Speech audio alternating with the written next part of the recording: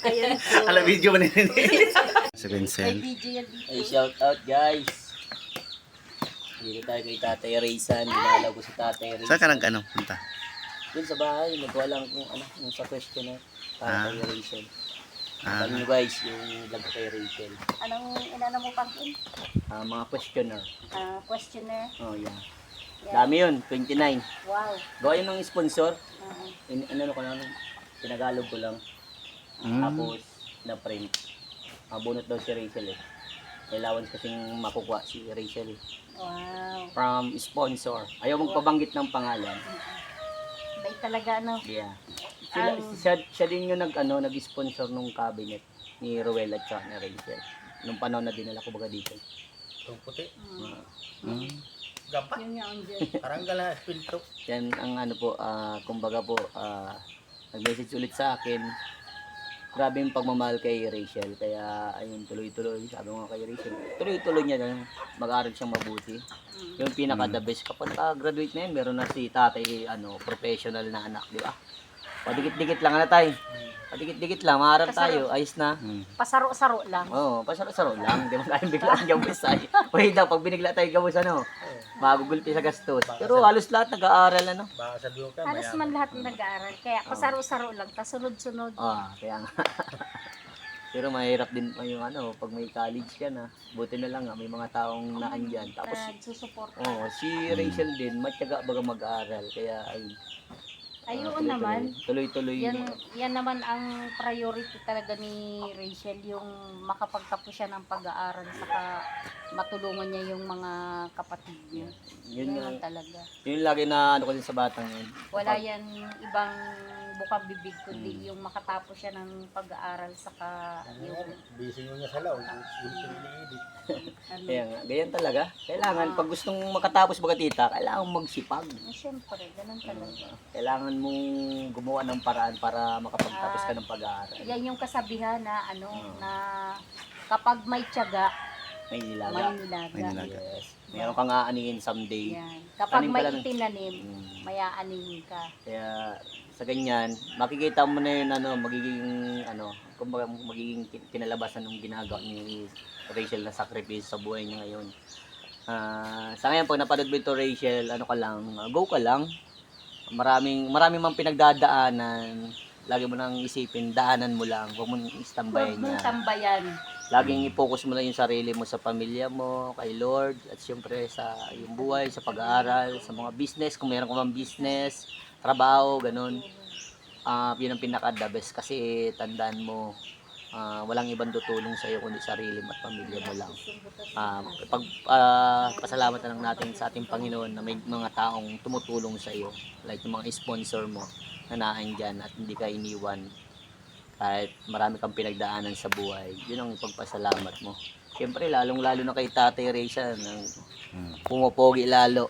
Yan laging papasalamatan ng ating magulang. Pogi yan ngayon. Dahil ibang kaya. Kaso nakakalungkot lang guys. Nakakalungkot lang guys na demonetize yung kanyang YouTube channel. So paano na? Sasabihan na naman si Tatay, walang trabaho. Tay, lagi sasabihin walang trabaho, bigyan ka ng trabaho tayo, ano? Pambira. Pambira. Wala na, ano? Hindi mo pati iniintindi. Tama yan. Huwag yun ang pansinin. Kasi pag pinansin nyo yan, lagi. Sa kuya, okay lang. Huwag lang sa anak mo tayo, ano? Malabas ang syakaran yan ni Tatay. Lagot kayo guys. Maladali kayo ni Tatay. Huwag lang kayo makita ni Tatay. Kabog-kabog. Sabunutan kayo ni Tatay. Tanggal ang ingron niyo guys. Ay, talaga yan. Talagang masyado sila sa atin ko. Tanggal ang mga ingro ninyo. Sigurado ka. Totoo, walang halong biro ito. Yeah. Hindi baling ako. Huwag lang yung mga Yes. Mas payag pa ang magulang na pinang sarili. Masahol pa ito sa bagong panganak na aso ay. Narurungaw. Rurungaw si Tatay. Wala kayo guys. Pinali ang anak baga. Pero pag ang aso. Hmm. Kung inaano pag nakilaman yung anak niya na talagang nagagalit siya. Talagang Ay matik. masahol pa ito sa aso kung nagalit. Buti guys. Kaya laging maingat lang sa mga komento. Huwag tayo mapanghusga. Saka kung wala naman, kung ang doon, kung ayaw nilang manood at hindi nila gusto, ano, wag Skip silang na lang nila, no? Wala na lang. sila. Oo. Or wag dumawag, Lipasan na lang. sumilip. Oo. Huwag na magparaan, Silang manood. kung ayaw talaga nila. Yun nga. Ganun lang. yun. Naghahanap pa rin sila ng ano. Oo. Mga marites kasi sila. Yung iba Wala. kasi marites, yung iba inggit. Wala ka namang Manika. maitulong. Wala ka namang maitulong sa tao. Magsasalita ka pa ng hindi maganda. Kaya maging ano tayo, maging aware din tayo sa mga komentong. Buti ko yung mga pinagsasabi, totoo. Eh, kami dito, ano, pamangkin, kami. Mm. Kahit anong sabihin nila kay Rachel, hindi kami ang unang-unang nasasaktan. Kasi Siyempre, kami yung nakakakita ng totoo dito, ng totoong mga nangyayari. Kaya sa mga sinasabi nila na hindi maganda kay Rachel, nasasaktan kami kasi kabaliktaran yung ano sinasabi nila sa totoo. Pero si Rachel, kumbaga kami, sabi ko nga sa mga nanonood nagsusupport kay Rachel, gayahin nila si Rachel.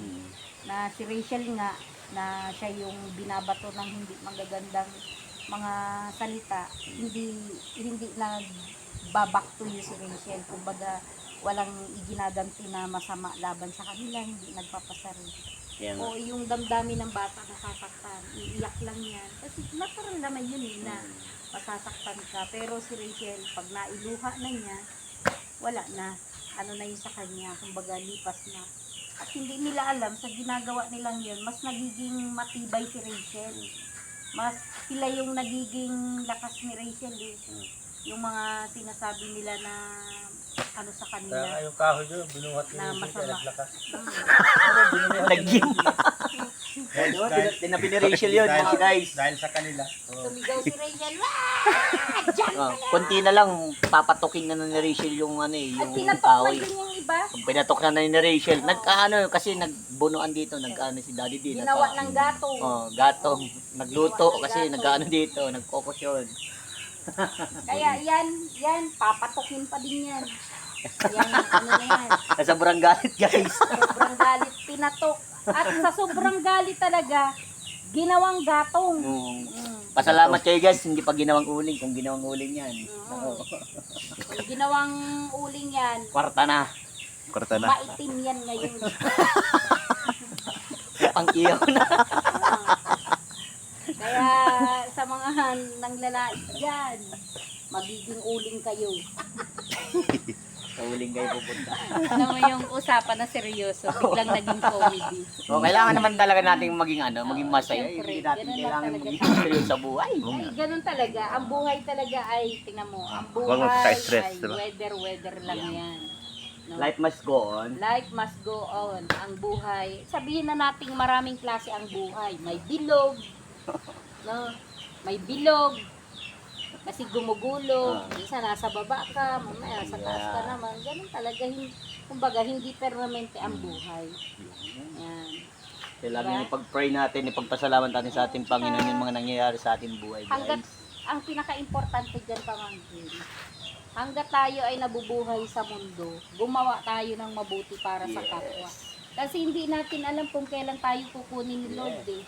Di ba? Oh, malay mo ngayon magkausap tayo pero nakaunod.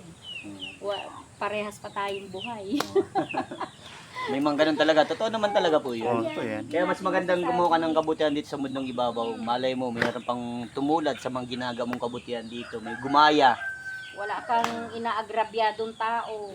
Wala kang inaapakan na pagkatao. Dating manguhusga, ngayon tumutulong na. Oo. Ganon.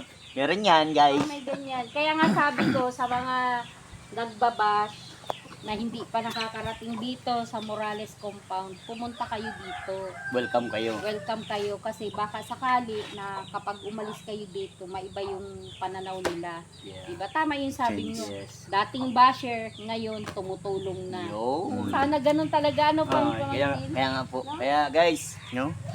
thank you guys sa inyo. Kasi kundi dahil sa inyo, wala kami dito sa lugar namin. Sa kinalalagyan namin. Kaya thank you guys sa lahat ng sumusuporta. At sumusuporta kayo Rachel, kalatate Rachel dito sa Pamilya Morales. Maraming salamat sa inyo guys. Pato ka na. Always, Englishin ko na naman. Sige, sige. Always put your feet on the ground. Tama ba yun? Yeah, pamangkin? yeah. Ha? Kung ayaw mo. Always put your feet Yeah. on the Ano ground. Yeah. Parang mali Dapat eh. dapat yung ano daw, yung paa mo daw laging nakatapak sa lupa. Kung ayaw niyo sa lupa, doon sa ano, danawan, magtarok na lang. Tarok. Kasi lagi 'yon. Nakatapak na sa lupa, nakadasok pa, Nakabaon pa. nakabaon pa. Pero hindi yun nakabaon na wala ng ano ha. Alisan. Wala ng alisan. Ano yun? 6 ano yun? Mas mabuti. 6 feet under the ground. Yan, ganun lang, guys. Masaya lang, masaya lang, masaya lang. Di ba? Ay, gusto mong araw kay Tapangkin? Nakabaw ko araw kay ito na nakabaw ng bitis ko sa Mapagal? mapagal ito. Mapagal. Pero Kada day- lakad mo, mapagal. Kabaon. Garaday na kita duman makakaapwas ka ito. No? Yeah, po. Basta yun lang, support nyo Vincent Kuya. Calyada. Thank you, guys. Thank Masakit na pati you. yung ano ni Kuya eh. Ayan, pamangkin ko yan ha. Yung Thank you. dito ba? Mataba na. Mamaster na yan, ay nagang jogging kaya si Tatay Erika. Kaya ganyan ang katawan. Nagan-jogging sa sa dait. May pasaning mga bakal sa akin dito. Ito, grabe dito. Ano on? Noon, masipag yung grabe. Kaya Nagan-jogging. nagkaganyan na nga siya. Ngayon lang hindi yan alam ano. ng iba din. Ramdaman. Kaya, Hindi nila alam. ang nakakalam lang kasi yung mga nandito lang. Tsaka hindi yung mga nakakarating dito sa amin. Hmm. Kasi syempre, nakakakwentuhan nila si Tatay Rizal. Oo nga. No, wala naman na pumupunta dito na hindi nila nakakakwentuhan. Hmm. Na syempre, napag-uusapan yung buhay nila noon. Ay, ganun talaga. Tanda ko yung galyang talaga galyang. Ayun, Ginawan ang pa kami galyang, galyang. Ginawan pa kami ni tatay galyang. Mm-mm. Hingalingan si tatay at hindi na ba masyado siya nagpe-personal. sa amin. Pero ano pa rin, gawin pa rin halos ganun. Kukuha ng ano, ng ngingilaw, gabi. Kaya marami akong ano dito ka lang. Kumbaga, naging saksi din ako sa mga nangyayari sa kanilang buhay. Hmm.